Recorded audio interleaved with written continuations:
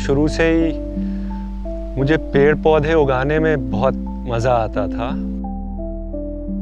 शुरू तो मैंने किया था किचन गार्डनिंग से, मतलब मैं सब्ज़ी उगा रहा था। फिर वो सब्ज़ी उगाते उगाते काम ही ऐसे फैलने लगा कि हम फिर नेटिव स्पीशीज़ उगाने लगे कुछ प्रोजेक्ट्स के लिए, और उसकी वजह से फिर हम नेटिव स्पीशीज़ की नर्सरी तैयार करने लगे। फिर हम इन्हीं को इसको पहले छानेंगे, ये काला काला ही रहेगा चमकता हुआ।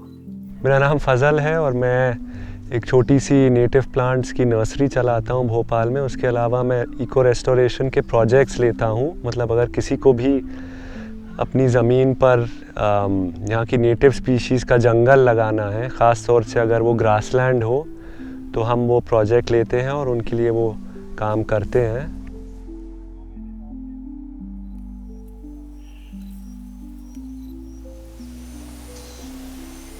तब से ही हमने नर्सरी का काम शुरू किया है, जो इस फील्ड में मेन बहुत अहम काम होता है, क्योंकि नर्सरी के बिना आप कुछ ख़ास कर नहीं सकते, क्योंकि वो पौधे कहीं और मिलते नहीं हैं। एक तो जो बीज होता है उसको अंकुरित करना सीखना, और फिर जब वो एक बार अंकुरित होकर कहीं लग जाए और फिर उसको उगते हुए देखना, और जब वो उगता है फिर उसमें जो तितलियाँ, चिड़िया, जो भी चीज़ें आती हैं, बस वो उस प्रक्रिया को देखने में इतना मज़ा आने लगा कि मैं करता गया और फिर वो एक तरह से मेरा काम ही बन गया।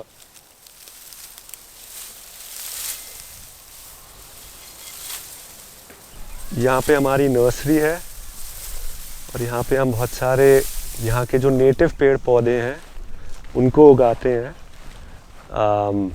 इसका तरीका ये होता है कि ये वाले पेड़ पौधे आपको कहीं मिलते नहीं हैं, इसलिए आपको रेस्टोरेशन के लिए उगाने पड़ते हैं। और उगाते कैसे हैं कि आपको जंगल में, आसपास के जंगल घूम घूम के इनके बीज इकट्ठा करने होते हैं, और इकट्ठा करने के बाद उन बीजों को कैसे जमाना है वो सीखना होता है। जब वो आप सीख जाते हो फिर आप उनके पौधे बना सकते हो।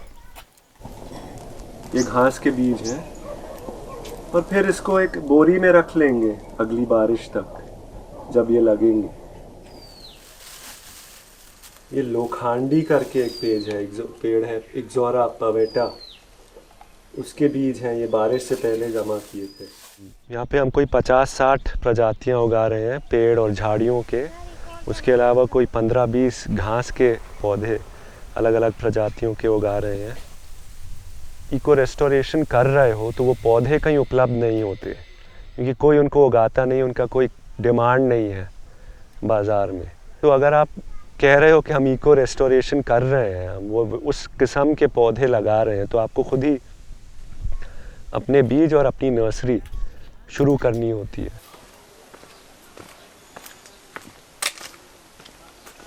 सबसे मतलब सरल भाषा में मैं बताऊं तो एक तरह से इको रेस्टोरेशन में हम जो भी ज़मीन बंजर हो गई है या जिसकी सेहत एक तरह से ख़राब है, उसको हम दोबारा ठीक करते हैं। उसमें हम विविधता, जैव विविधता, बायोडाइवर्सिटी वापस लाते हैं।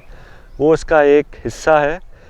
लेकिन दोबारा हमारा और बाकी जो जानवर हैं, पेड़ पौधे हैं, उनका रिश्ता दोबारा बनाना ज़मीन से, जो रिश्ता टूट गया है, वो भी इको रेस्टोरेशन का एक बहुत बड़ा हिस्सा है।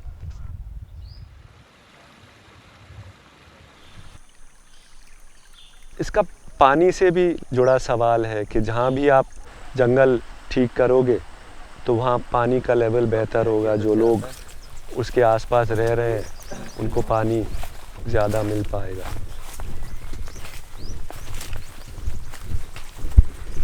पेड़ लगाना सबसे आसान ही काम है, लेकिन किसी भी पेड़ को 3 साल या 5 साल तक संभालना बहुत मुश्किल काम है। दूसरी चीज़ ये है कि कौन सी प्रजाति लगा रहे हो, क्या वो प्रजाति सही है उस मिट्टी के लिए।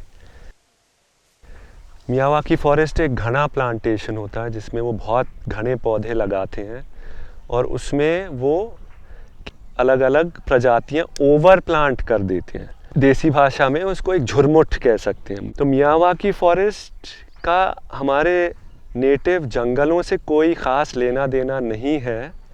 हाँ, वो नेटिव स्पीशी लगाते हैं, मगर जिस तरह से लगाते हैं उसका हमारे जंगलों से, ख़ास तौर से यहाँ के सूखे जंगलों से और ख़ासतौर से यहाँ के ग्रासलैंड या घास के मैदानों से बहुत ही कम लेना देना है। हमारे आसपास के जंगलों के बारे में सीखना, वो भी एक तरह से मतलब वो एक पहली कदम है इको रेस्टोरेशन की। जब आम लोग सीखने लगेंगे कि हमारे जंगल कैसे होते हैं, उनमें क्या साइकिल्स चलती हैं, फूल कब आते हैं, खूबसूरत पेड़ पौधे कौन से हैं, उनमें ख़ास जानवर कौन से हैं, मतलब एक तरह से जब वो अपनी एक प्यार मोहब्बत पैदा करेंगे अपने आसपास के जंगलों के लिए, वो भी एक हिस्सा है इको रेस्टोरेशन का, एजुकेशन का हिस्सा है, मतलब उनके सीखने का।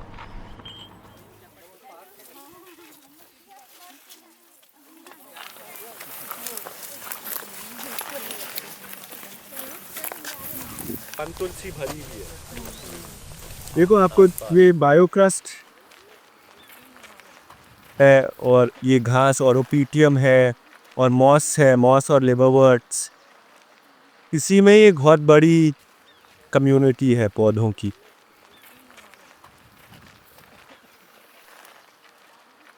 सेशन करते हैं तो जो वो नॉर्मली स्कूल में उनका पूरा सेशन ऐसे चलता है कि टीचर उनको बताते हैं सब कुछ, यहाँ पे वो खुद ही ऑब्ज़र्व करके चीज़ें पूछते हैं।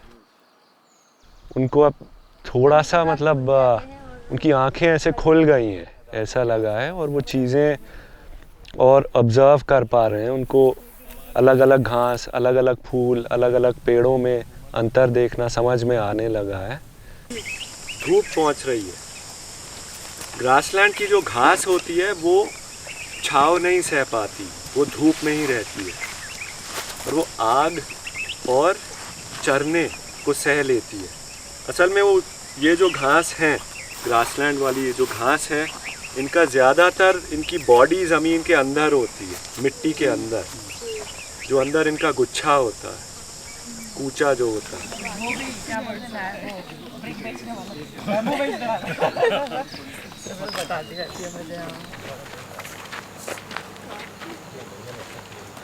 जब आप किसी पेड़ को आईडी करना सीख जाते हो तो वो एकदम से आपको हर जगह दिखने लगेगा।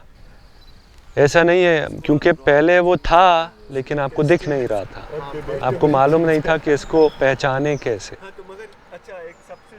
सॉइल का लेयर आपको कितना दिख रहा है इसमें?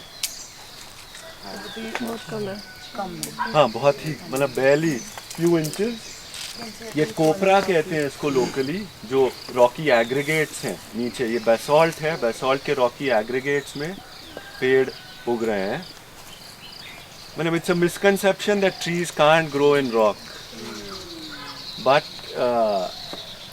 Trees also cannot grow profusely इन रॉक, जो हम आगे देखेंगे। इसलिए अक्सर रॉकी एरियाज में ग्रासलैंड्स, नेचुरल ग्रासलैंड्स बनते हैं।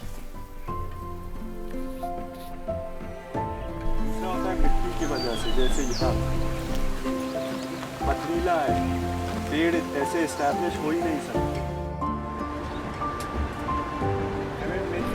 इस वॉक पे जाने के बाद मुझे definitely it was an eye opener. There are so many things that I was not aware of ever. I have never seen the terrain, the topography like that, understood layers of crust, even the grasslands. There's so many things, so it was very memorable walk, I would say. I will definitely would like to come on such walks again. आज के nature walk की बात करें तो आज बहुत सारी चीज़ें हमने जानने को मिली, और मुझे सबसे अच्छी बात ये लगी कि हम सोचते थे कि जंगल मतलब घना जंगल होगा, बड़े बड़े पेड़ होंगे, लेकिन जो ग्रासलैंड होता है वो भी एक प्रकार का जंगल है। ये मेरे लिए बहुत ही रोचक जानकारी रही मेरे लिए। और फैज़ल सर ने जिस तरीके से बताया, बिल्कुल जिस तरह की हमारी भाषा रहती है उसी तरीके से हमें बताया, और बहुत मज़ा आएगा। और देखते ही देखते हम कब पहाड़ के ऊपर चले गए, वहाँ से नीचे आ गए, पता भी नहीं चला।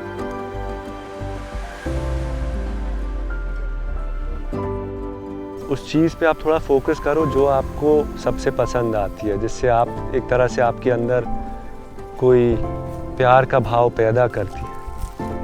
फिर आपके लिए वो काम करना आसान होगा, चाहे जितने भी नेगेटिव चीज़ें हो रही हैं दुनिया में।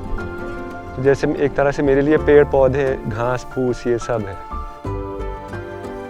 हमें लगता है कि हम ज़मीन पे काम कर रहे हैं, मतलब हम पेड़ पौधे लगाकर उसमें थोड़ी बहुत खाद कि हम ज़मीन को बदल रहे हैं।